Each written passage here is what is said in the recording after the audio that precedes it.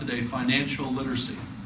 Thanks again to Joanne Custer, many other partnerships in this effort. Many of them are represented here today. AARP, the Bankers Association, United Way, the credit unions. The list is long of groups that have focused on the importance of financial freedom and stability. We also know that it's one of the most effective anti-poverty measures that we can take. So this has many positive ripple effects in terms of making sure that we teach kids at a young age how to become financially stable so that they can avoid some major pitfalls perhaps and get into a lot of financial trouble later in life. That might mean something as simple as borrowing too much money to go to college or borrowing too much money to buy a car. We need to teach these skills, and long term I think it will allow us to address the poverty concerns that we have as well. It's fitting we are having this discussion during Money Start Week in Iowa. We are all seeing some disturbing national trends which can no longer be ignored. Home foreclosures have skyrocketed because many people don't understand the fine print in their contracts. The savings rate is negative for the first time since the Great Depression. Personal bankruptcies are on the rise, and total American consumer debt reached $2.2 trillion in 2005, more than doubling in the last decade.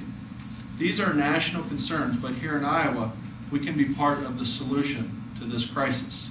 I believe it starts with giving students the tools they need to make the right decisions in the future.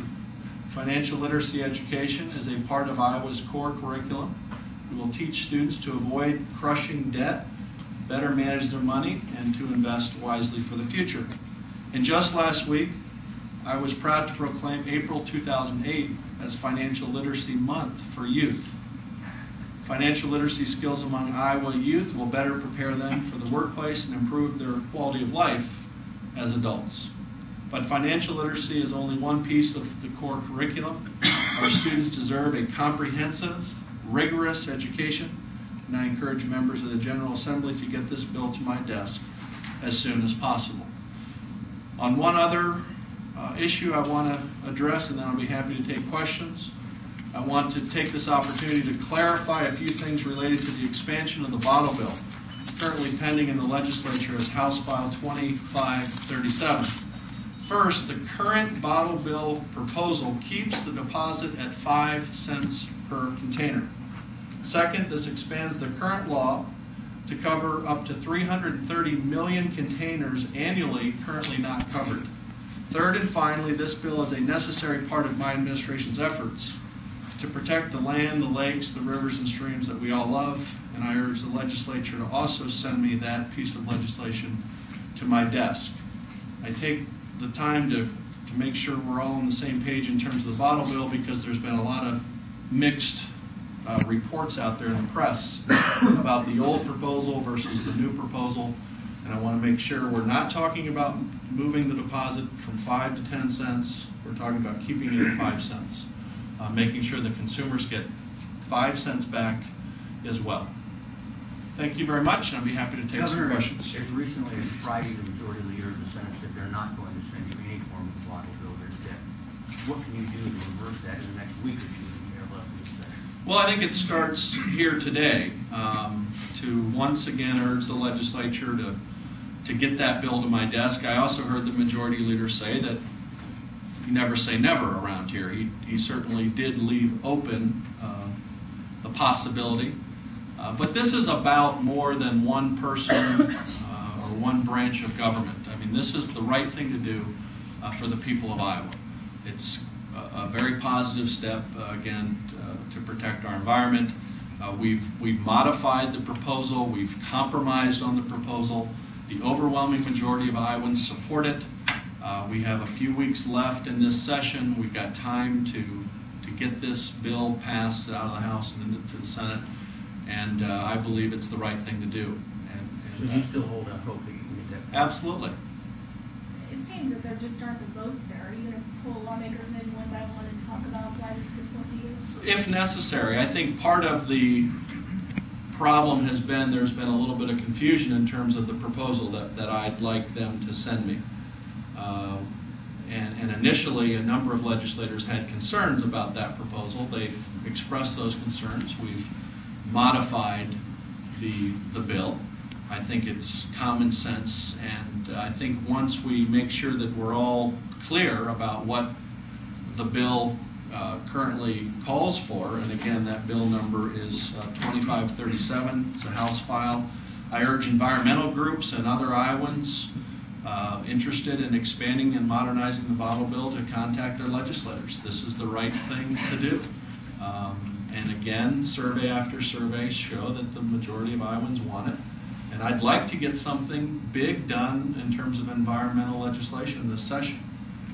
I really think that this will show our commitment to it. I'm not concerned about the special interests and the other powerful groups that are trying to bring this thing down. I'm trying to do what's in the best interest of the people. Do you feel strongly enough about this that if they adjourn without sending you some sort of bottle bill, that you would call them back to address the issue? Well, I'd really like to get this done before we adjourn, and I'm hopeful that we'll be able to wrap that into the final push here as we adjourn. We've got a lot left on the table, a lot of work to do. That clearly is an important priority of our administrations, and we'll do what it takes to try to get this done before the session. And I think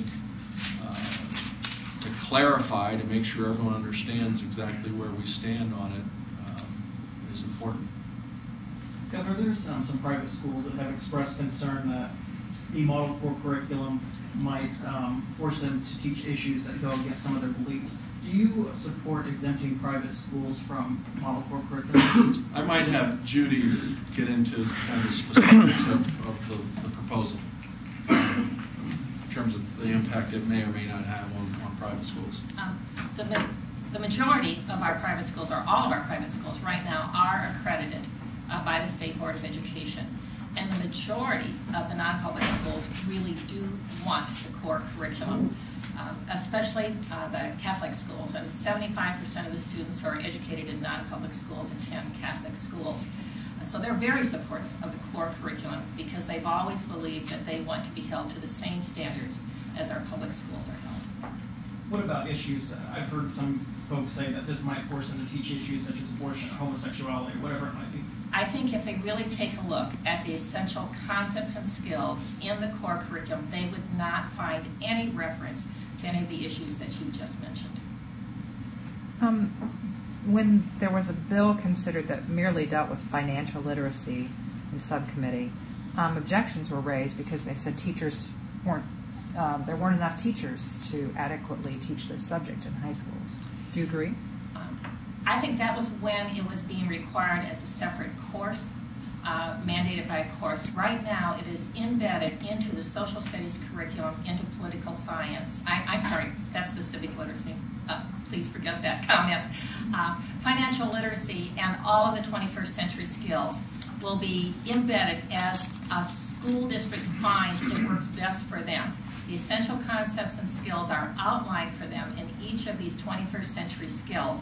But then a school district will really have to analyze their own curriculum and figure out where it will best fit so that all students, regardless, as I mentioned earlier, of their career path, will have the opportunities to learn the concepts and skills. And we intentionally worked on the legislation so that it allowed for flexibility at the local level.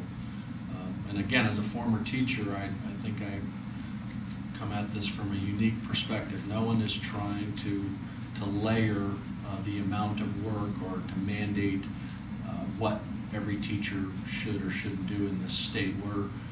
We've worked, I think, in a very proactive way with school boards and with teachers to make sure that they can implement this, that this is a practical piece of legislation that gives them the flexibility, but at the same time, a little more clear signal in terms of our expectations. And finally, professional development. We've invested historic amounts of money in professional development for our teachers in Iowa. This additional money will now allow us to offer more courses in things like health and financial literacy.